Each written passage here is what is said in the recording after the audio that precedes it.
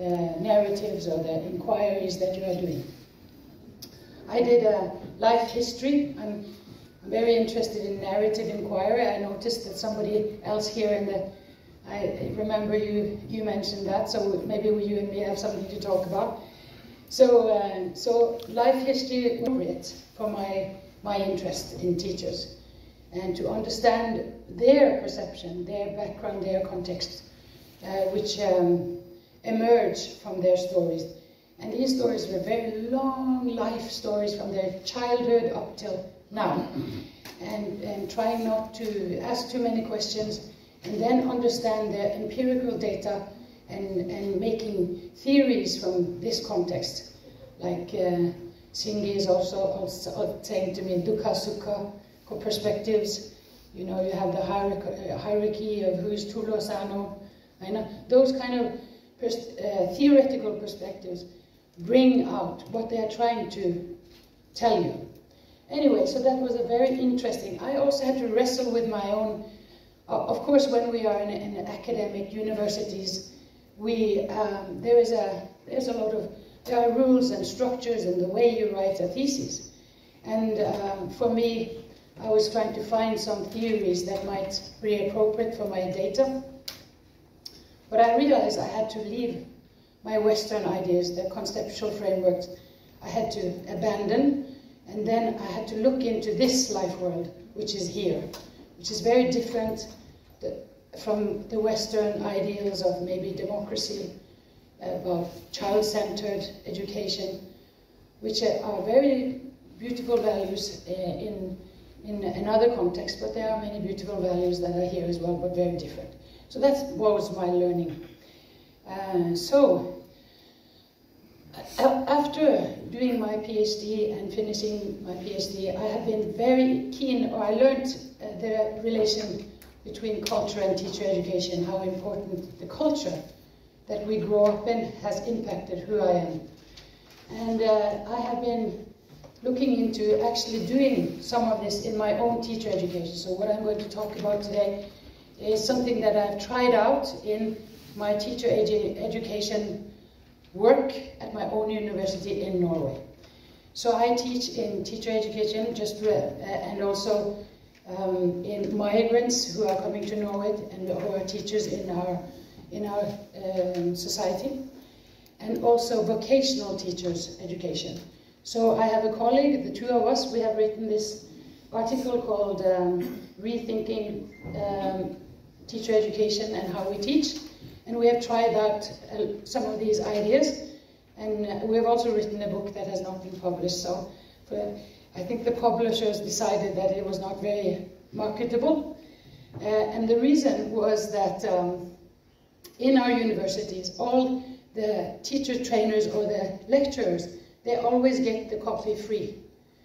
And we actually wrote the book for teacher educators in their university.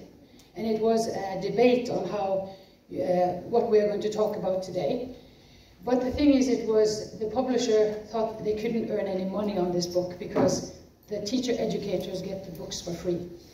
So that's where we are at the moment. So anyway, we can see if we develop it even more, we can publish it maybe, and let's see. But we have definitely tried to live what we are talking and discussing, and how we believe it could be relevant for our teacher education program. Another thing that I've been interested in is at the moment, or maybe over a few years, in Norway we have debated a lot about boys in schools, and that boys find it, I don't know in Netherlands if that has been a discussion, but many boys don't, we can't say they don't do well, because there are some research that says that boys are doing okay, but when it comes to, you know, the academic work in some ways, but not so motivated, don't feel school is relevant for their life. And so that has been one of my interests, to look at, like you did yesterday, I've been doing generational study on men in the rural areas.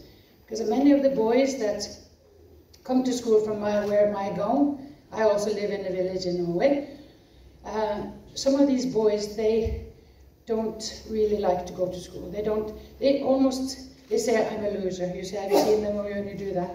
Loser in school. And very talented, but not academically. And so I have interviewed grandfather, son, and grandson of rural people living in the rural areas and looking at learning styles. And what you see is that some of these boys, they have lived maybe from as long as they can remember. They went with their father, drove tractors, were in the fields in chopping wood, fixing their tractors, and before coming to school they will milk the cows. And this is the younger generation also. So for 3 generations they are still doing the same thing. And they would fall asleep in their father's tractor in the evening. And if you ask them to fix something, if you ask them to do something together, if you ask them to do something practical, very, very motivated, very talented. For Volvo. Now Volvo, have you heard about the car Volvo? Of course. The cars are manufactured in Sweden. Before he started working for Volvo, he couldn't read. He was so not interested. He started working for Volvo, and then you have the manuals that you have to read to fix the cars. He taught himself to read. So it says a lot, doesn't it? So anyway, so it's a very interesting and also very irrelevant for teacher education, practical teacher education.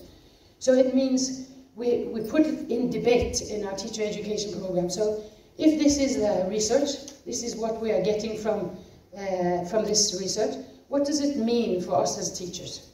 So that has been one thing that we have discussed in our teacher education program. How can we meet boys in schools that is not about sitting still, writing everything down? They don't like to write.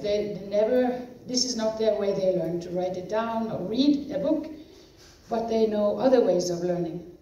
So that's been an interesting thing, and also my other interest has been migrant teachers coming to Norway and how their cultural narrative has given them a chance to become teachers. They have a cultural background that have impacted their immigration to Norway. So many of them have, been teachers or have a high education from their prior countries coming to Norway. They have come into teacher education programs. So that's the narrative capital and reselfing of migrant teachers. Last one I'm going to mention is also about boys.